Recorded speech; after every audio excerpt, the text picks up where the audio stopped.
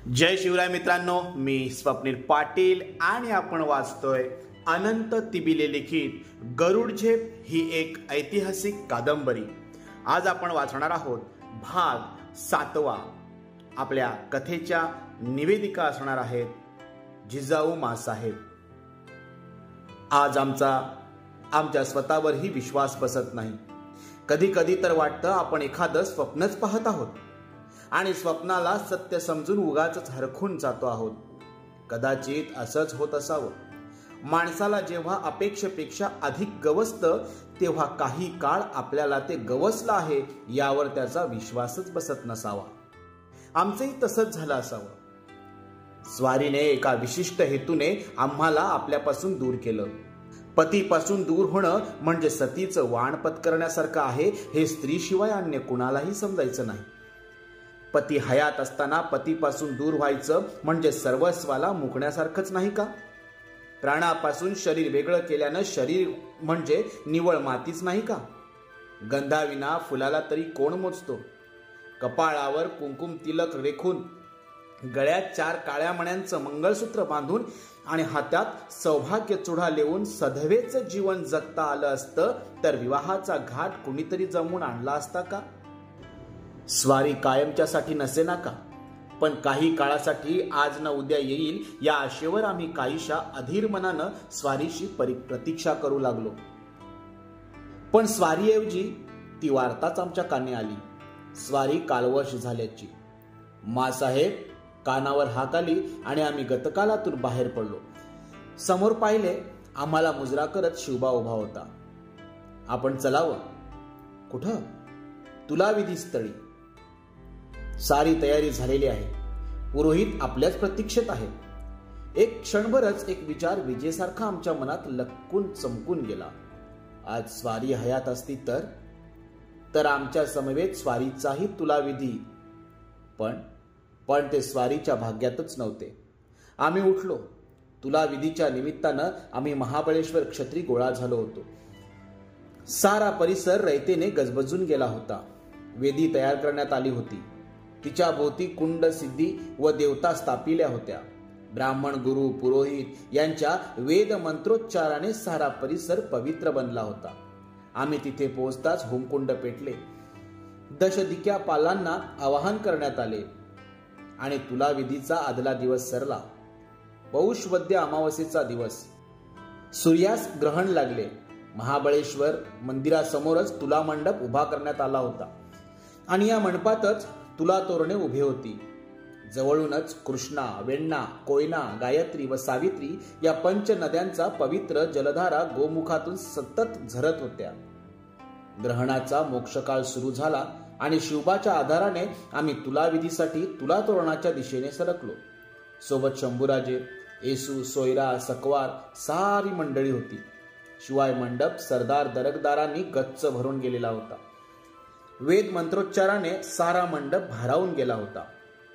आम्हाला एका पारड्यात बसवण्यात आले आणि मग दुसऱ्या पारड्यात स्वतः शिवबा सोने रुपये भरू लागला। मंत्रोच्चार सुरूच होता। अखेर सुवर्ण रुपयाचे पारडे जड होऊ लागले। तुला विधी आटोपला।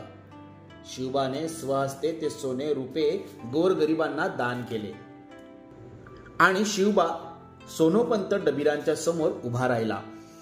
सोनोपंत आता वृद्ध झाले होते।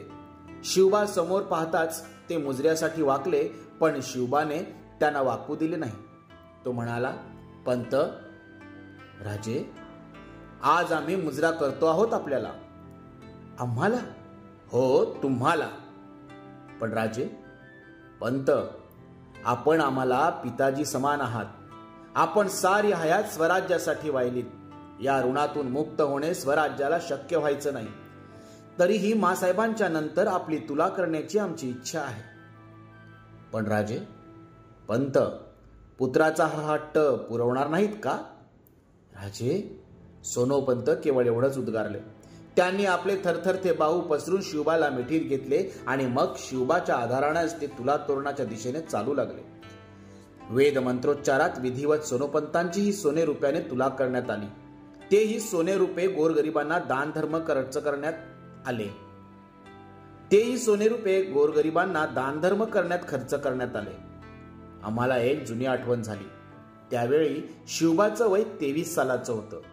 त्या वक्तीही सूर्यग्रहण होतं. हेच ठिकाण. याच ठिकाणी आम्ही आणि शिवबाने थोर अनुष्ठाने सूर्य उपासनी पद्महस्ती वेदमूर्ती गोपाळ भट आणि प्रभाकर भट्ट उपाध्ये यांच्या विद्यमाने मंत्रोपदेश संपविला होता. गुरुस्वामीस आपल्या अभ्युदयार्थ सूर्यप्रित्यार्थ अनुष्ठान सांगितले होते. यानंतर एका तपाने श्री क्षेत्र महाबळेश्वराच्या साक्षीने आज आमचा तुलाविधी पार पडला होता. आम्हाला कृतकृत्य झाल्याचं समाधान पावलं होतं. शिवबाच्या मुखावरही आम्ही तृप्तीचं समाधान पाहिलं होतं. तुलाविधी उरकल्यानंतर आम्ही सारे राजगडी पोहोचलो आणि अवघ्या 20व्या दिवशी सोनोपंत डबीर कालवश झाल्याची खबर आमच्या कानावर आली. शिवबाला तर अपार दुःख झाले. तो म्हणाला, मासाहेब, पंत वृद्ध होते. हातात शमशेर घेऊन दौलतीसाठी काहीच करू शकत नव्हते. परंतु त्यांचा सल्ला लाख मोलाचा असायचा.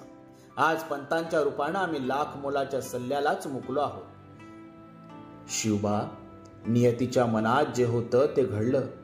कोणी टाळतो म्हटलं असतं तरी टाळता आलं नसतं कुणाला. पंत तसं पाहता योग्य वेळी गेले. त्यांचं जीवन सार्थकी लागलं. आम्ही शिवबांचं सांत्वन केलं, पण केवळ आमच्या सांत्वनाने तो उभा राहिला असं आम्ही कधीच म्हणणार नाही. कारण शिवबा आता कुणाचाच नव्हता. होता फक्त स्वराज्याचा, सुखदुःखाच्या पलीकडे गेलेला, केवळ दौलतीचाच विचार करणारा. आणि म्हणूनच तो निघाला. आमचा निरोप घेण्यासाठी आमच्या महाली हजर झाला. मासाहेब, बोला राजे, आम्ही निघालो आहोत. ह्यावेळी कोणती मोहीम हाती घेतली आहे राजे? आमचं लक्ष बेदनूरवर आहे मासाहेब. बेदनूर म्हणजे शिवप्पा नायकाचंच ना? जी मासाहेब. डचांच्या मदतीनं त्याने गोकर्ण महाबळेश्वरापासून निलेश्वरापर्यंतची सगळी समुद्रपट्टी आपल्या ताब्यात घेतली आहे. पण शिवाप्पा मयत झाल्याचं आम्ही ऐकलं होतं. खरं आहे ते. त्यानंतर शिवप्पाचा भाऊ व्यंकटप्पा व मुलगा भद्रप्पा यांच्यात संघर्ष झाला. राज्य व्यंकटप्पाने बळकावले, पण कसा कोण जाणे. व्यंकटप्पा अल्पावकाशातच मयत झाला आणि भद्रपालला राज्य गवसले. पण मासाहेब, हा भद्रप्पाही दुर्दैवी. का? कारण त्याला 2 सालही राज्य उपभोगता आलं नाही. म्हणजे मृत्यूनेच त्याच्यावर झडप घातली. आज या राज्यासाठी नायक घराण्यात संघर्ष सुरू आहे आणि याचा फायदा आम्ही उठवण्याचा आमचा मनोदय आहे. पण राजे, यासाठी तुम्हाला दर्यावर झगडावं लागणार आहे आणि दर्यावर झगडण्याचा तुम्हाला अनुभव नाही. शिवाय या भांडणासाठी लागणारी तारवं. मासाहेब, आमच्याकडे आधीच काही तारवं होतीच. त्यात भर म्हणून आम्ही आणखीन 50 तारवं बांधून घेतली आहेत. मासाहेब, नायक घराण्यातील संघर्षाचा आदिलशहाने भरपूर खंडणी वसूल करून आपला फायदा करून घेतला आहे. आम्हाला हे राज्य आणि या राज्यात असणारं द्रव्यही हवं आहे. त्यासाठीच तर आम्ही हे साहस करतो आहोत. ही मोहीम फत्ते झाली तर आम्हाला भरपूर द्रव्यार्जन आणि मुबलक मुलूक मिळेल. फक्त आपला आशीर्वाद. ह्या राजे, यशवंत होऊन या. आम्ही आशीर्वाद दिला. राजे निघूनही गेले आणि आम्ही स्वतःच अंतर्मुख झालो. जिजा, कोण? आमचे मन हसले. म्हणाले, अति समाधानाने माणूस आपल्या आत्म्यालाही ओळखत नाही हे मला ठाऊक नव्हतं. काय म्हणायचंय तुला?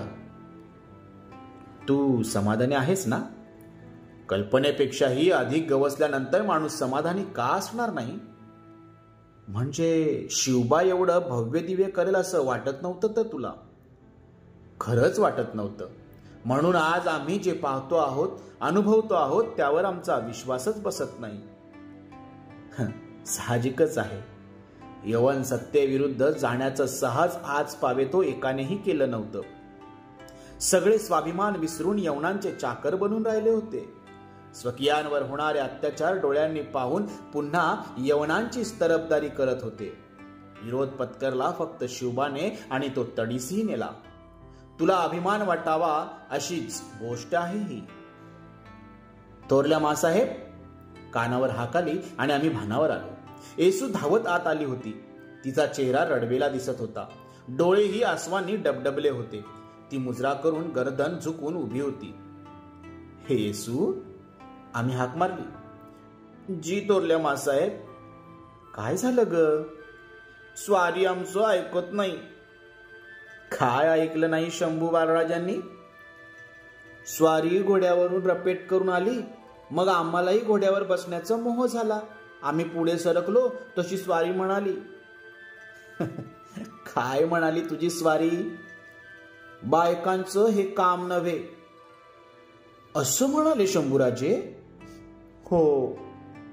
मग चूक त्यांची आहे, पण स्वारी ऐकतच नाही. आम्ही समजावतो त्यांना. अगं अगदी आमचंच उदाहरण देऊन. येसू, आम्हीही एक स्त्री आहोत, परंतु तरीही घोड्यावर बसतो, शमशेरबाजी करतो. एकदा तर सिद्धीवर धावून जाण्याचीही आम्ही तयारी केली होती. येसू, वकूत सांगून येत नाही, म्हणूनच स्त्रीनंही सबल बनायला हवं. आपल्या पुरुषांच्या खांद्याला खांदा भिडवून गनिमाशी झगडण्याची तयारी ठेवायला हवी. मग आपणच स्वारीला सांगावं. जरूर सांगू आम्ही, तू चिंता करू नकोस. आणि आम्ही उठलो, येसूचा हात धरून महालाबाहेर चालू लागलो.